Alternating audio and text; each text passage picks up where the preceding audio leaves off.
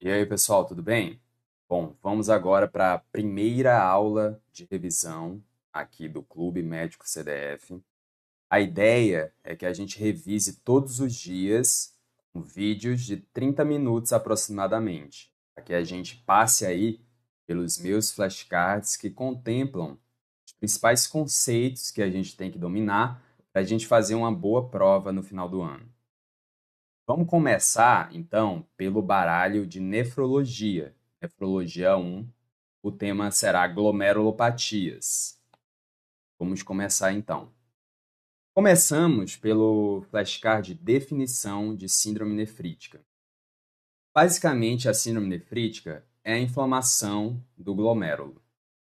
Basicamente, vai ter alguma condição que vai gerar uma inflamação no glomérulo, e essa inflamação vai levar leucócitos e macrófagos para o glomérulo, e essa inflamação vai diminuir a função do glomérulo.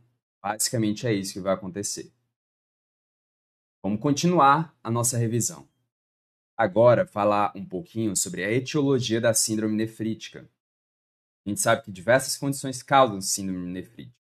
Por exemplo, GNPE, a glomerulonefrite pós-estreptocóxica, o lúpus eritematoso sistêmico, a doença de Berger, a endocardite e as vasculites. Vamos lembrar um pouquinho por que cada condição dessa gera a síndrome nefrítica. A GNPE, a gente sabe que o paciente vai ter uma faringite, uma infecção de garganta, uma piodermite, uma infecção na pele, e vai ser causada pelo Streptococcus pyogenes, e esse Streptococcus pyogenes, ele produz uns certos antígenos que são denominados proteína M nefritogênica, que vão ativar o nosso sistema imune. O sistema imune vai produzir anticorpos. Produzindo anticorpos, esses anticorpos, além de atacar os antígenos do Streptococcus, vai acabar atacando o nosso glomérulo também. Então, por isso que causa síndrome nefrítica. Tem um anticorpo atacando o glomérulo e chamando inflamação para o glomérulo. O lúpus é a mesma coisa. O lúpus vai produzir anticorpos contra o glomérulo. Doença de Berger também, vamos lembrar, lá na frente a gente vai ver que a doença de Berger cursa com produção de IgA. Aí, a IgA é imunoglobulina, que vai chamar inflamação também para o glomérulo. A endocardite tem imunocomplexos circulantes que vão se depositar também no glomérulo, vão causar inflamação no glomérulo. E as vasculites, principalmente aquelas que cursam com ANCA positivo, também vão acabar gerando síndrome nefrítica, porque o ANCA também vai ser ali um anticorpo que vai se juntar com antígenos do corpo, vai gerar imunocomplexos, e isso chama a inflamação lá para o glomérulo e vai fazer uma síndrome nefrítica. Então, todas essas doenças a gente vai estudar ao longo das nossas revisões, mas é importante já saber que essas são possíveis causas de síndrome nefrítica. Vamos passando. Síndrome nefrítica, agora manifestações clínicas da síndrome nefrítica. Vamos lembrar, pessoal, que é um conjunto básico de manifestações que a gente tem. A gente tem oligúria, congestão volêmica, hipertensão, edema e hematúria. Eu vou explicar um pouquinho por que acontecem essas manifestações clínicas. Vamos lembrar que o nosso autor da prova, ele pode mostrar para a gente essas manifestações de uma maneira não médica. Então, a hematúria, ele pode relatar para a gente como se fosse uma urina escura. O edema, a mãe pode relatar que acordou inchado, o filho. A hipertensão, a gente vai lembrar lá que uma pressão ali de 130 por 80 na gente é normal, só que a gente, se for para uma criança, a gente vai ter que levar em consideração que isso já é uma hipertensão, se a gente botar no gráfico de percentil. Tudo isso as questões vão nos informar. Oligúria, a mãe vai informar que a criança está com a urina presa, que não está conseguindo urinar direito, tudo isso. Agora vamos entender um pouquinho por que acontece cada manifestação clínica dessa. A oligúria acontece porque na síndrome nefrítica a gente tem uma inflamação. Inflamação chama leucócito para o glomérulo. Esses leucócitos vão atapetar o glomérulo E esse tapete de leucócito vai impedir que o glomérulo filtre a urina para que a urina vá para o túbulo contorcido. Então, se a urina não vai para o túbulo contorcido, o líquido vai permanecer dentro do vaso. Isso vai gerar oligúria, porque se eu não tenho urina caindo no túbulo, eu não tenho urina caindo no trato urinário. Então, o paciente tem oligúria. E como o tapete de leucócito está impedindo a urina de fluir, o paciente vai acumular volume. Se ele acumula volume, ele tem congestão volêmica. Se ele acumula volume, ele vai ter hipertensão, porque o vaso vai estar cheio de líquido lá dentro. E vai acabar dando uma hipertensão arterial. É muito líquido no vaso. O paciente vai ter edema também. Um edema porque vai transbordar líquido do vaso para a periferia. O paciente vai ficar todo edemaciado. O paciente tem uma hematúria. A gente vai ver no próximo flashcard que essa hematúria ela é dismórfica, tem cilindros hemáticos. Porque vamos tentar visualizar nessa, nessa ilustração que eu vou fazer aqui. Porque vamos imaginar o glomérulo aqui, tem um glomérulo e vai ter um tapete de leucócitos aqui no glomérulo, por causa da síndrome nefrítica. Imaginem vocês que a hemácia vai conseguir passar. O normal é que não passe muitas hemácias, para que não tenha muitas hemácias na urina, porque se o glomérulo estiver intacto, por que passariam hemácias? Elas são grandes. Agora, com esse tapete de leucócitos vai acabar lacerando ali o glomérulo e vai abrir a porteira do glomérulo. Então, as hemácias vão conseguir passar em grande número, só que elas passam com muita dificuldade. Olha só, eu vou botar de amarelo elas passando aqui. Elas passam com extrema dificuldade, então elas vão ficar todas tortas, todas dismórficas. Elas ficam com formatos bizarros. Elas passam com muita dificuldade pela rede de leucócitos. Então, essa hematúria vai ser muito característica da síndrome nefrítica. Então, vamos voltar aqui. Então, basicamente é isso. Oligúria, congestão volêmica, hipertensão, edema e hematúria. Vamos lembrar dois conceitos que já caíram em algumas questões, que é bem relevante. A oligúria é a manifestação clínica mais precoce da síndrome nefrítica. Então, se alguma questão perguntar qual manifestação acontece primeiro, é a oligúria.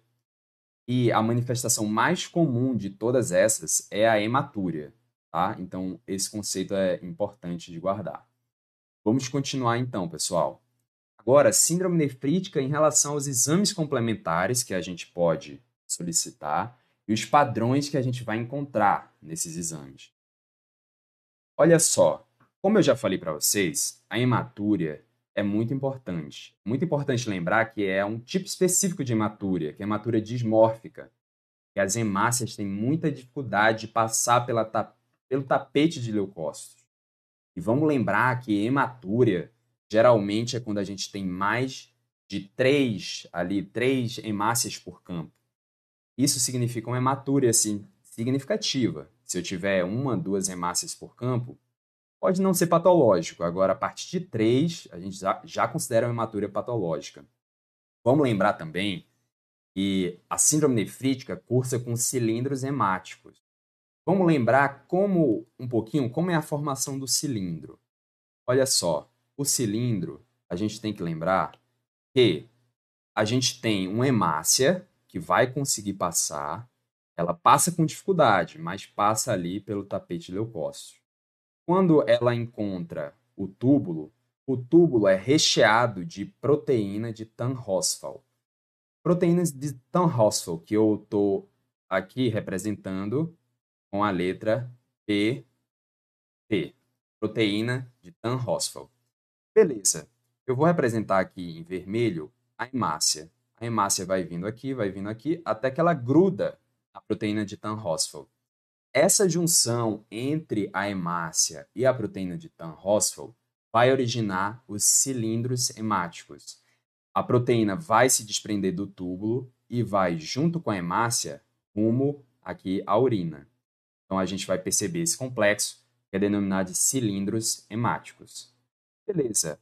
Olha, para ilustrar aqui, o flashcard está bem ilustrativo porque ele mostra aqui a hematúria dismórfica. Ele mostra cilindros hemáticos também. Então, numa prova multimídia, por exemplo, você já tem a foto representativa aqui.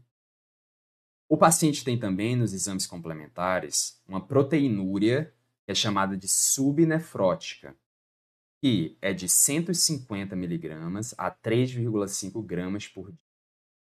Isso é importante porque uma proteinúria normal é de 150 miligramas por dia ou menos. Se o paciente está perdendo muita proteína, é sinal que o glomérulo ele foi danificado. Só que, se passar de uma proteinúria de 3,5 gramas por dia, a gente já caracteriza esse paciente como tendo uma síndrome nefrótica. Não pode ser uma síndrome nefrítica. Ou até pode. Agora, ele vai ter uma síndrome nefrítica com uma síndrome nefrótica. Para ser uma síndrome nefrítica isolada, o paciente tem que ter uma proteinúria de 150 a 3,5 gramas por dia, que é a proteinúria subnefrótica. Esses dois achados aqui que eu coloquei não são tão relevantes. O paciente tem uma ureia e creatina elevada, claro que vai ter, porque o glomérulo faz parte da função renal, então se afeta o glomérulo, aumenta a ureia e a creatinina. O paciente também tem uma piúria com leucocitúria. Um achado inespecífico ali, um achado de uma inflamação que está ocorrendo no glomérulo. O mais importante mesmo é a hematúria dismórfica e os cilindros hemáticos. Beleza, vamos continuar então. Vamos agora para as doenças especificamente. Vamos começar pela que cai mais, que é a GNPE, também chamada de glomerulonefrite aguda pós-estreptocócica. Vamos lembrar sobre a epidemiologia. Sempre quando você lembrar de um paciente com GNPE, lembre de uma criança, principalmente do sexo masculino, que tem de 5 a 15 anos. É essa a criança que vai cair. Para aproveitar o flashcard, vamos lembrar que de 5 a 15 anos, a gente tem uma epidemiologia que é similar, tanto para GNPE, tanto para escarlatina, tanto para febre reumática. Todas essas são de 5 a 15 anos justamente porque o Streptococcus pyogenes ele gosta de afetar crianças nessa idade, nessa faixa etária. Então é isso, a gente mata esse flashcard com esse conceito. Vamos continuar. A etiologia. Quem é que causa a GNPE? A gente sabe que quem causa a GNPE é o Streptococcus pyogenes, também chamado de Streptococcus beta-hemolítico do grupo A de Lancefield. Basicamente é ele, mas a gente tem que lembrar que é uma infecção bem particular. Tem que ser uma infecção da faringe ou da epiderme, da pele. Tem que ser uma piodermite ou uma faringite. Não pode ser qualquer tipo de infecção. Beleza. Vamos agora para um conceito bem importante. O período de incubação tem que ser compatível entre a infecção e a manifestação clínica da GNPE. Porque, por exemplo, se eu tive uma faringite hoje e hoje eu tenho hematúria, eu não vou pensar na GNPE, porque a GNPE tem que haver formação de anticorpos, tem que haver formação de imunocomplexos. Como é que o corpo vai gerar imunocomplexos no mesmo dia? Precisa haver um tempo. E qual é esse tempo? O período de incubação da faringite é de 1 a 3 semanas. E o da piodermite é de 2 a 6 semanas. Ou seja, tive uma faringite hoje, daqui a 1 a 3 semanas eu vou ter a GNPE em 15% dos casos. E eu tive uma piodermite hoje, eu vou ter uma GNPE daqui a 2 a 6 semanas. Não pode ser junto. Se for junto, pode ser outra coisa, pode ser a doença de Berger, que a gente vai discutir mais na frente. Então, mais um flashcard muito importante. Vamos continuar. Esse é um pouco mais difícil. GNPE, qual é a fisiopatologia? Eu já vi algumas questões bem difíceis sobre esse tema, então vamos tentar entender com uma certa calma aqui. Eu vou tentar desenhar para vocês, para que o entendimento seja melhor aqui da fisiopatologia da GNPE. É uma questão mais rara, então, se há algo que pode ser ignorado, talvez seja esse flashcard. Eu vou desenhar aqui, olha, pessoal. A gente tem um paciente, uma criança de 5 a 15 anos, que teve uma piodermite, que teve uma faringite, desenvolveu um anticorpo contra a proteína M nefritogênica. Esse Streptococcus produz essa proteína, o corpo reconhece essa proteína, produz um anticorpo, mas infelizmente esse anticorpo, além de atacar o Streptococcus, além de atacar a proteína dele, vai atacar também o nosso glomérulo. E a forma mais comum de ataque ao glomérulo é o imunocomplexo in situ, ou seja, vai vir aqui o antígeno, tá? Que eu vou botar aqui antígeno, e vai se juntar ao anticorpo in situ, ou seja, os dois vão se encontrar lá no glomérulo. Os dois vão se unir no glomérulo, in situ, e esse imunocomplexo que vai estar no glomérulo é que vai ser responsável por chamar a inflamação, vai chamar leucócito, vai chamar macrófago, vai chamar todas as células da inflamação, e essas células vão chegar aqui, vou representar de preto as células, e as células vão estar tapetando aqui o glomérulo, do jeito que eu tinha desenhado antes. Então, esse atapetamento vai ser o responsável por todas as manifestações clínicas. Lembra que eu expliquei para vocês que, se não passa a urina pelo glomérulo, vai continuar na arteríola eferente. Então, vai reter aquele volume, aquele líquido que deveria virar urina. Esse líquido vai ficar no vaso. Então, o paciente vai ter congestão volêmica, vai ter edema, porque vai transbordar do vaso para o subcutâneo, por exemplo. O paciente vai ter oligúria, porque se o líquido não passa pelo glomérulo, não vai formar urina lá no túbulo. Então, o paciente tem oligúria. E tudo pode ser explicado por isso, até mesmo a hematúria dismórfica, porque esse tapete de leucócitos vai dificultar a passagem da hemácia. Já não era para a hemácia passar, mas como teve um dano ali ao glomérulo, ela vai conseguir passar, mas com muita dificuldade. Ela vai ficar toda distorcida, vai ter uma hematúria dismórfica. E mais, vamos lembrar uma questão bem difícil que já caiu, que eu lembro, hein? Esse volume aqui, que vai se acumular nos vasos, ele vai avisar o nosso corpo, o nosso sistema renina, angiotensina, aldosterona, que não precisa mais reter muito só de água. Eu já tenho muito só de água no meu vaso.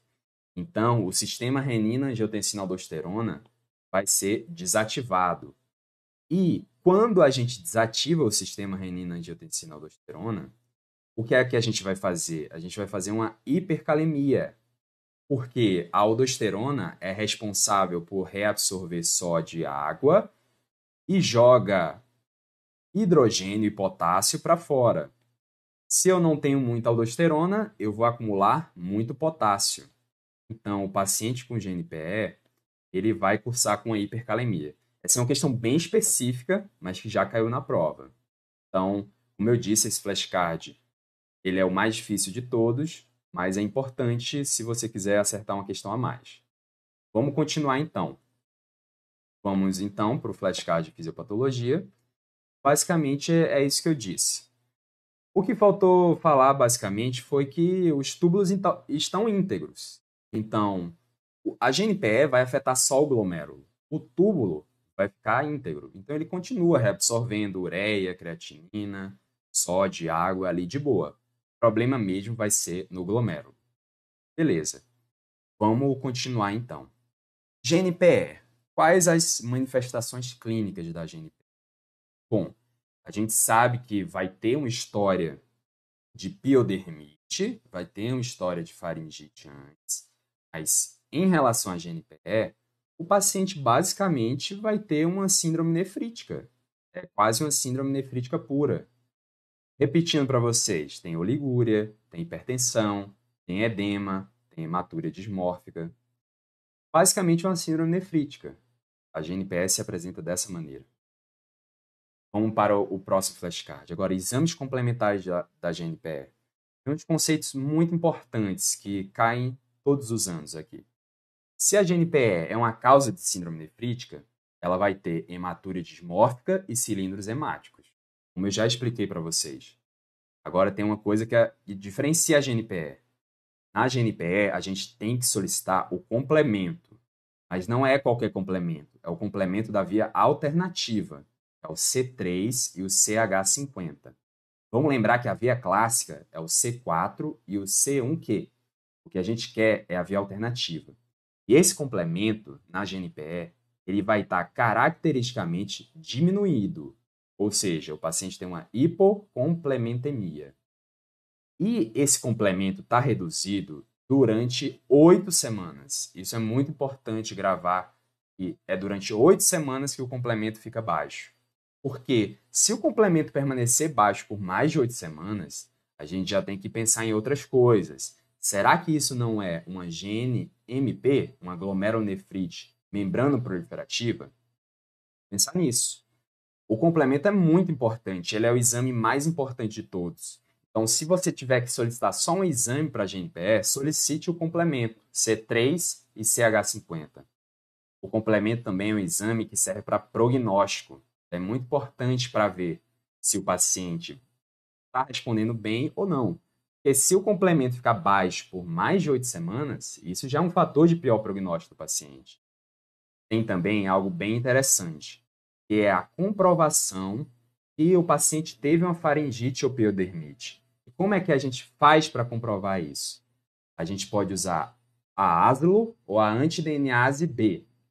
A ASLO vai servir para a faringite. Como é que você pode fazer para gravar isso? A ASLO, a gente vai lembrar que a ASLO serve para a amígdala. Então, a ASLO é quando eu quero ver se o paciente teve uma faringite. A anti-DNase B. A anti-DNase B serve para ver se o paciente teve uma piodermite. Como é que a gente grava isso? De DNase B, DNase B, piodermite. Então, com o D, a gente consegue lembrar. Beleza. Então, a gente já viu vários exames. Tem uns exames que na prática a gente não solicita, mas que na prova com certeza pode cair. Primeiro é a microscopia óptica, depois a microscopia eletrônica. A gente consegue ver a microscopia se a gente fizer uma biópsia no rim do paciente. Faz uma biópsia e vai ver no histopatológico. Na microscopia óptica, o paciente vai ter o padrão proliferativo difuso, ou seja, é uma inflamação que está pegando todo o glomérulo, não pega só uma parte dele. Agora, o mais importante é a microscopia eletrônica. O paciente vai ter caracteristicamente na microscopia eletrônica as chamadas gibas, ou também chamadas de humps ou corcovas. Tem umas questões mais difíceis que gostam de chamar as gibas de depósitos subepiteliais eletrondensos, mas são questões bem específicas. Eles chamam mais de gibas. E os flashcards estão bem ilustrados aqui, porque olha aqui o que é uma giba. A gente vê realmente que a giba é um depósito subepitelial, está abaixo do epitélio do glomérulo aqui. Então, se você vê essa imagem assim, que parece uma corcova de um camelo, você vai saber que ele quer que você saiba que é uma giba da GNPE. Aqui também eu coloquei no flashcard uma imagem do cilindro hemático. Olha como é que ele fica. Isso que é a junção da hemácia com a proteína de Tan-Horsfeld. É isso que eu quero que você veja.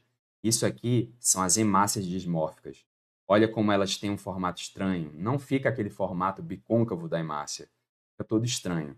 Então tem 3 imagens aí que podem cair uma prova, tanto teórica, quanto prática, quanto de multimídia, para vocês fixarem bem essas imagens, tá? Então era isso sobre os exames da GNPE. Vamos falar sobre outro tema aqui, outro flashcard que cai bastante, que são as indicações de biópsia renal na GNPE. Eu preciso saber isso, porque na maioria das vezes eu não vou precisar da biópsia renal para diagnosticar a GNPE. Eu vou precisar do complemento, da prova do período de incubação, da prova que teve um faringite ou uma piodermite, ali com os anticorpos. Mas a maioria das vezes eu não preciso da biópsia renal. Eu vou pensar na biópsia renal se eu não estiver pensando na GNPE. Então, tudo que me faça pensar em outro diagnóstico que não GNPE vai ser uma indicação de biópsia renal. A gente tem que memorizar detalhadamente essas indicações. Vamos lembrar que se eu estou pensando em uma síndrome nefrótica, ou seja, Se o paciente tiver acima de 3,5 gramas em 24 horas, se for no adulto, ou acima de 50 miligramas por quilo por 24 horas na criança, se essa proteinúria for maior de 4 semanas, a gente pensa na biópsia renal, porque a gente está pensando numa síndrome nefrótica, não numa síndrome nefrítica pura e simples. Se o complemento estiver normal, a gente vai fazer biópsia, porque o normal na GNPE é que o complemento seja baixo. O complemento normal é igual a biópsia. Se o complemento tiver reduzido, mas passar de 8 semanas baixo, a gente tem que fazer uma biópsia, porque pode ser uma GNMP. Se o paciente tiver anúria ou se tiver uma glomerulonefrite rapidamente progressiva, isso não é comum na GNPE. O paciente ficar grave desse jeito, não urinar nada, ter crescentes em algum exame, não é normal. O paciente tem uma oligúria acima de uma semana. Vamos lembrar que a SPP põe que uma oligúria acima de 72 horas já seria critério para biópsia renal. Não é normal também o paciente ficar uma semana urinando pouco. Vamos lembrar que a oligúria é a manifestação clínica mais precoce, mas a oligúria também some rápido. Não é comum ficar muito tempo. Vamos lembrar também que se o paciente tiver algum sinal de doença sistêmica, por exemplo, esplenomegalia, artrite, racho cutâneo, a gente tem que pensar, sei lá, no lúpus, não no GNPE. Então, a gente faz biópsia para diferenciar. Vamos lembrar que se o paciente não tem nenhuma evidência laboratorial que teve uma infecção, que teve uma piodermite, teve uma faringite, não tem aslo, não tem anti-DNase B, estou pensando em outra coisa. Então, eu indico biópsia. O paciente teve uma hipertensão ou uma hematúria macroscópica que está durando mais de 4 semanas. Bom, não é normal. Geralmente a GNPE é transitória. Ela melhora com o tempo. É óbvio que a gente faz um tratamento ali, mas ela melhora com o tempo. Não é normal o paciente ter uma hipertensão, hematúria durando mais de 4 semanas. Se o paciente tiver uma ureia e creatinina alterada por mais de 4 semanas, também não é normal isso na GNPE. Então, vejam que assim, é um pouco difícil memorizar essas indicações de biópsia, mas é tudo que fale contra a GNPE. Beleza, vamos continuar então. Vamos agora para o tratamento e a conduta na GNPE. O tratamento é fácil de lembrar se a gente lembrar da fisiopatologia. Bom, a primeira coisa que a gente vai fazer é uma restrição hidrossalina. A gente faz uma restrição hidrossalina porque, vamos lembrar, o paciente ele está com excesso de volume, ele não está conseguindo jogar fora esse volume. Então, a gente tem que beber menos água, o paciente tem que beber menos água, ingerir menos sal, porque o sal ele vai puxar água para dentro do vaso, e a gente não quer isso, a gente não quer piorar a situação do paciente. Se o paciente tiver muito congesto, tiver uma congestão volêmica, se tiver com encefalopatia hipertensiva, a gente pode adicionar uma furosemida ali para ajudar a espoliar. O paciente está com muito volume dentro dele, vamos tentar usar a furosemida para jogar esse volume fora na urina. Se o paciente tiver encefalopatia hipertensiva, vamos tentar utilizar o nitroprussiato de sódio, que ajuda bastante. É um antihipertensivo que ajuda bastante esses pacientes.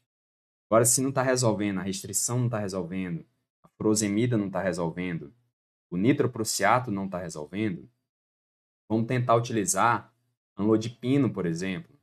Vamos tentar utilizar hidralazina, por exemplo. Em última escolha, pode fazer uma diálise. Tá? Ali, remover o volume do paciente, tentar melhorar a situação dele. A gente pode lembrar como se fosse restrição hidrossalina, diurético e hidralazina, por exemplo.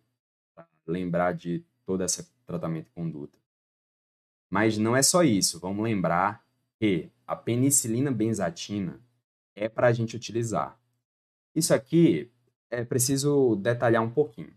Porque a gente sabe que se o paciente está com a piodermite, está com a faringite, dar a penicilina, dar um antibiótico para o paciente não vai evitar que ele tenha GNPE. Não evita, não, como profilaxia primária não serve. E também, como profilaxia secundária, não serve também. Porque se eu der penicilina, não vai diminuir o risco de ter uma GNPE novamente. Então, tanto para profilaxia primária e para profilaxia secundária, a penicilina benzatina não serve de nada. Agora, a penicilina benzatina deve ser administrada no paciente porque, primeiro, ela vai erradicar a cepa lá do Streptococcus do paciente. Isso ajuda muito a comunidade, porque se eu elimino o Streptococcus daquele paciente, aquele paciente para de transmitir para as outras pessoas da comunidade o Streptococcus. Então, evita a transmissão comunitária. E também, a penicilina, apesar de não servir para profilaxia primária e secundária, ela consegue evitar sim, mas evita complicações, como abscesso, como febre reumática, por exemplo. Em relação à GNPE, penicilina não ajuda em nada. Agora, em relação a outras coisas, ela pode ajudar.